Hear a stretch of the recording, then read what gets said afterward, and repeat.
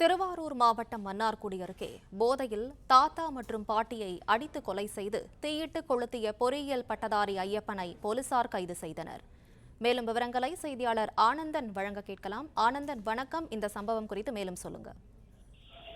நிச்சயமாக திருவாரூர் மாவட்டம் மன்னார்குடி அடுத்த காரக்கோட்டை கிராமத்தைச் சேர்ந்தவர் பொறியியல் பட்டம் பெற்ற ஐயப்பன்.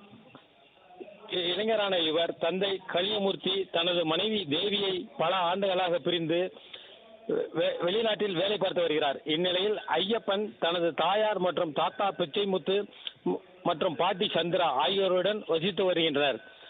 இந்த நிலையில் வேலை வாய்ப்பு இன்றி மன உளைச்சலில் இருந்து வந்த பொறியியல் பட்டதாரி ஐயப்பன் அடிக்கடி போதைக்கு ஆளாகியுள்ளார். இந்த சூழ்நிலையில் இன்று அதிகாலை தனது தாத்தா மற்றும் பாட்டி தூங்கிக் கொண்டிருந்த போது போதை தலைக்கேறிய பேரன் ஐயப்பன் தனது தாத்தா மற்றும் பாட்டி ஆகியோரை பீர் பாட்டில் மற்றும் இரும்பு கம்பியால் தாக்கி கொடூரமாக கொலை செய்துள்ளார். பின்னர் அங்கு இருந்த எண்ணெயினை ஊற்றி தனது தாத்தா பாட்டி மீது தீயிட்டு கொளுத்தியுள்ளார். இதில் பிச்சைமுத்து மற்றும் சந்திரா ஆகிய இருவரும் உடல் கருகி உயிரிழந்துள்ளனர். இது குறித்து வடுவூர் காவல்துறையினருக்கு தகவல் கிடைத்தது.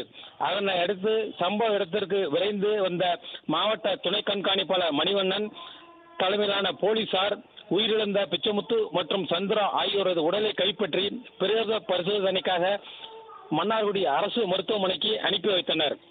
பிளே ஸ்டோர் மற்றும் ஆப் ஸ்டோரில் இருந்து பாலிமர் செயலியை QR கோடு மூலம் பதிவிறக்கம் செய்யுங்கள்.